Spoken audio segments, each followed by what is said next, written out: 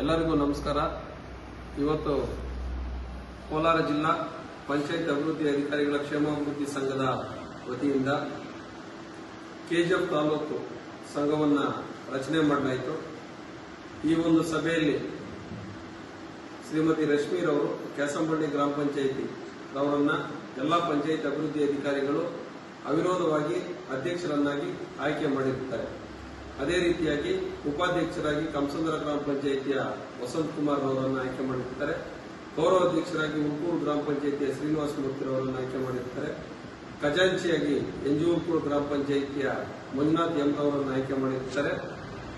ಹಾಗೆ ಮಾರಿಕುಪ್ಪಂ ಗ್ರಾಮ ಪಂಚಾಯಿತಿಯ ಜಗದೀಶ್ ಅವರನ್ನು ಪ್ರಧಾನ ಕಾರ್ಯದರ್ಶಿಯಾಗಿ ಆಯ್ಕೆ ಮಾಡಿರುತ್ತಾರೆ. ನಾವು ನಿನ್ನೆಯಿಂದ ಎಲ್ಲ ತಾಲೂಕುಗಳಲ್ಲಿ ತಾಲೂಕು ಸಂಘಗಳನ್ನು ರಚನೆ ಮಾಡಿ ತಳಮಟ್ಟದಿಂದ ಪಂಚಾಯತ್ ಅಭಿವೃದ್ಧಿ ಅಧಿಕಾರಿಗಳಿಗೆ ಮತ್ತೆ ಆರ್ಡಿಪಿಆರ್ ಸಿಬ್ಬಂದಿಗೆ ಒಂದು ಶಕ್ತಿಯನ್ನು ತುಂಬುವಂತಹ ಕೆಲಸವನ್ನು ಮಾಡ್ತಾ ಇದ್ದೀವಿ. ಇದು ಜಿಲ್ಲಾದ್ಯಂತ ಎಲ್ಲಾ ತಾಲೂಕುಗಳಲ್ಲೂ ಸಂಘಗಳು ರಚನೆ ಆಗ್ತದೆ.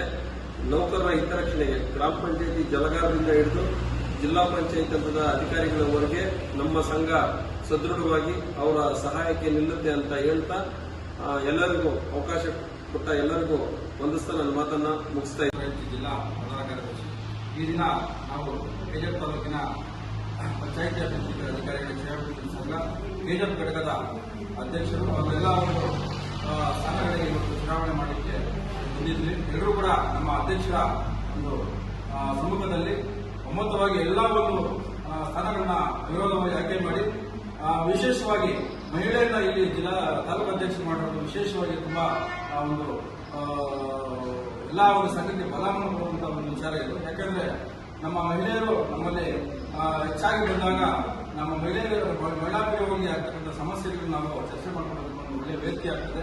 ಆದ್ರಿಂದ ಇವತ್ತು ನಮ್ಮ ಕೆಜಿಎಫ್ ತಾಲೂಕಿನಲ್ಲಿ ಮಹಿಳಾ ಒಂದು ಅಧ್ಯಕ್ಷರಾಗಿರೋದು ನಮ್ಮ ಸಂಘಕ್ಕೆ ಒಂದು ಬಲ ಬಂದಿದೆ.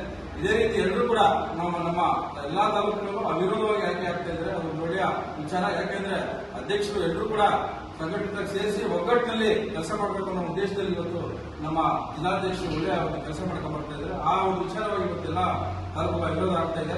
ಎಲ್ಲರೂ ಕೂಡ ಒಗ್ಗಟ್ಟಾಗಿ ಕೆಲಸ ಮಾಡೋಣ ಅಂತ ಹೇಳಿದ ವೇದಿಕೆಯಲ್ಲಿ ಮಾತಾಡೋ ಅವಕಾಶ ಕೊಟ್ಟರು. ಎಲ್ಲರೂ ಒಂದಿಸಿ ನಾನು ಮಾತಾಡ್ತೀನಿ.